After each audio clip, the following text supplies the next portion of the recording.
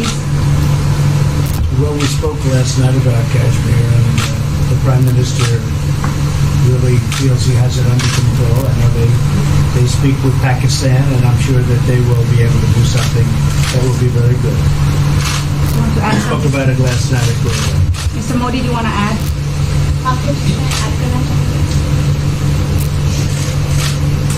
भारत और पाकिस्तान के बीच कई बायलैटरल इश्यूज हैं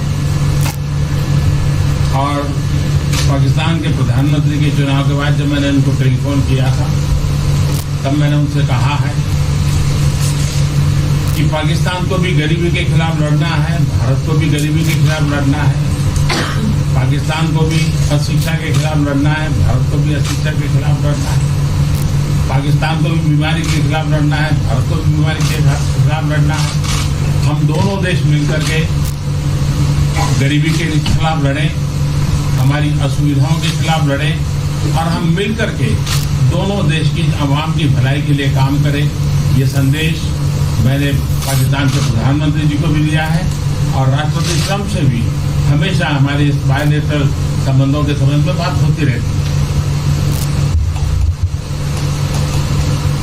Between India and Pakistan, there are many bilateral issues, and after Mr. Imran Khan became the Prime Minister of Pakistan, I called him up to congratulate him, and I told him that Pakistan needs to fight poverty, India too. Pakistan needs to fight illiteracy, India too. Pakistan needs to fight disease, India too. And so together, let us join our forces to fight poverty and all the ills that are facing our two countries. Let us work together for the welfare of the people of our two countries. And this is the message that I keep giving my counterpart in Pakistan. Along with President Trump, we also keep talking about the different bilateral issues between us. Mr. Modi, would you like to have President Trump be involved in negotiating between Pakistan and India? Bharat और पाकिस्तान के सारे issues bilateral हैं और इसलिए हम दुनिया के किसी भी देश को इनके लिए कष्ट नहीं देते हैं और मुझे विश्वास है कि भारत और पाकिस्तान जो 1947 के पहले एक ही थे, हम मिलजुल करके हमारी समस्याओं पर चर्चा भी कर सकते हैं और समाधान भी कर सकते हैं। India and Pakistan have all the issues are of bilateral nature, and we do not want to give pains to any country in the world to in fact try to do anything in this, because these issues are bilateral. And I trust that before 1947, when we were one country, then even afterwards we can find solutions through discussions. Mr. President, is that offer still on the table? I'm here. I have a very good relationship with both gentlemen, and I'm here if for any reason, but I think they can do it themselves very well. They've been doing it for a long time. President, the Chinese have said today publicly that it's more low-level calls that have happened, and they're downplaying the significance of the calls the U.S. administration. I don't know what you mean by that. Low level? The vice premier is low level? I don't think so. What's in your mind at low level? What is the position of the gentleman that was quoted in the newspaper today? Well, the Vice Premier, Leo, came out with very significant statements, and we've been communicating through intermediaries back and forth with him. That's the vice premier of China. Yes, sir, I understand. That's not low level. I understand, I agree. I was just, there was a statement that the spokesman for the Foreign Ministry said they weren't aware of the calls happening. I don't know about his There's been communication about at the highest level. Thank you, Mr. At President. the highest level.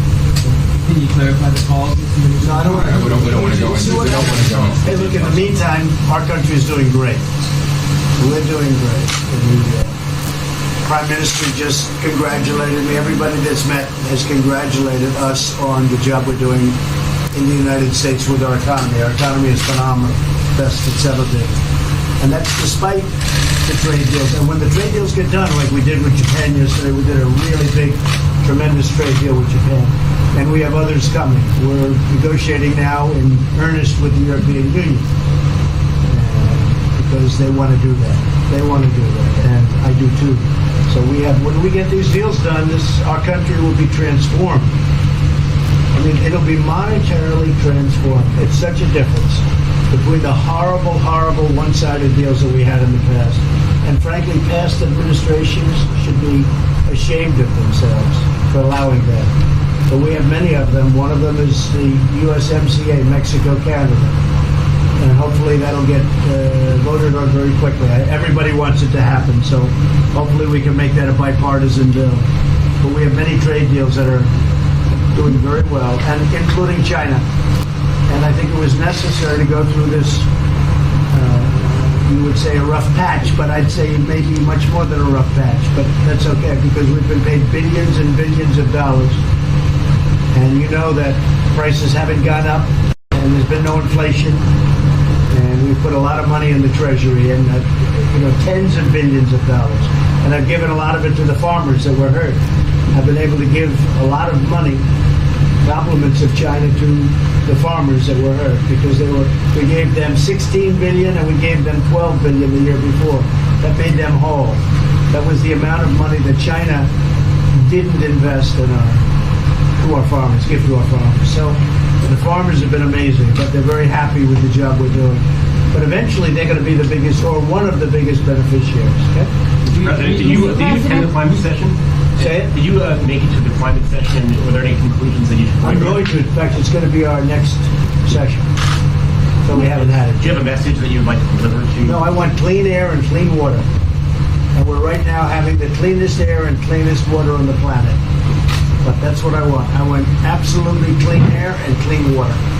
Mr. President, just briefly back on China, we saw the comments from you about wanting calm. Calm, exactly. Just wondering if you could clarify what you meant about calm. Was that with light hydrogen? I don't want to talk about calls. We've had calls. We've had calls at the highest levels. But I don't want to talk about that. But the Vice Chairman put out a statement last night that was a statement and saying that he wants to make a deal and he wants calm. And I think it's a very good word to use, calm. Not a word that I use that often, but it's a good word to use. And I think that's one of the reasons that's a great country. I mean, they understand. I think that message also helps with respect to Hong Kong. I really do. I think it makes it easier for Hong Kong to do something. And I think that President Xi will do something with Hong Kong. I really think that message is a good message with respect to what the ultimate outcome is in Hong Kong. Very, very positive message. And we appreciated it. We appreciated it. What else? Anything else? Mr. President, what are your latest thoughts on your threat on pulling out of the WTO? And if you do, can I also ask Mr. President Modi what your response to that in terms of how it will affect India's trade strategy? Well, we haven't been happy with the WTO, but now we're winning cases. We won the big Airbus cases, you know. It's a tremendous case. I mean, it's billions of dollars. That was a very recent victory, and we're winning cases now. And we're being treated more fairly now in the WTO, which we appreciate. मुझे लगता है कि हम दोनों को बात कीजिए, हम दोनों बात करते रहेंगे, जब जरूरत पड़ेगी आप लोगों को जरूर जानकारी पहुंचाएंगे. He actually speaks very good English. We just don't want to talk.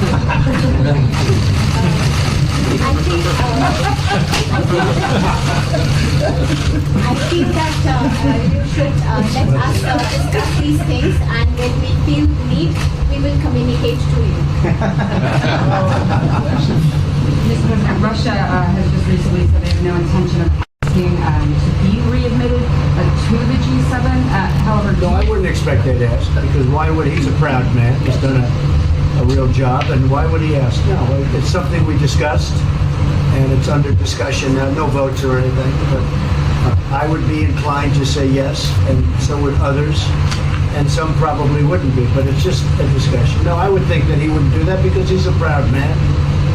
He wouldn't ask, but if something would happen, he would be asked, and I'm sure he would say yes to that. do you have any indication from them that they would accept? No, I think it was a very good discussion. It was the initial discussion, but it was a very good discussion. But I think it would be appropriate. I think it would be good for Russia.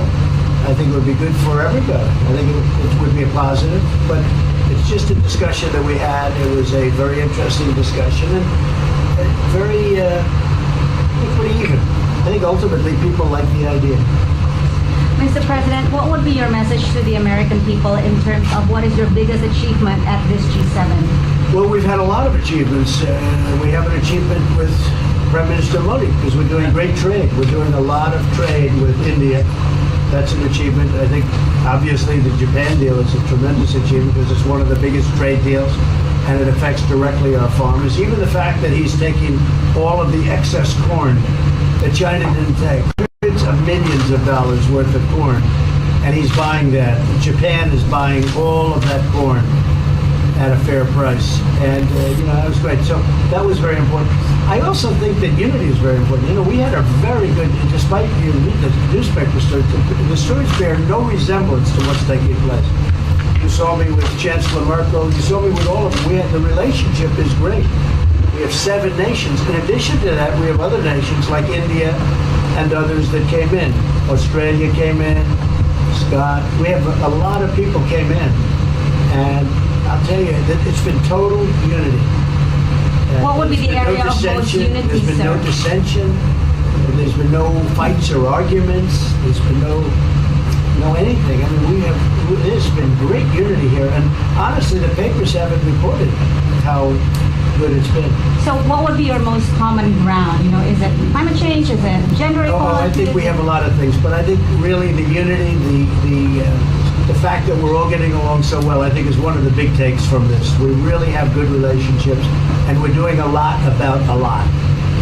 Just so we get our reporting right, I'm going to give it one more crack on China.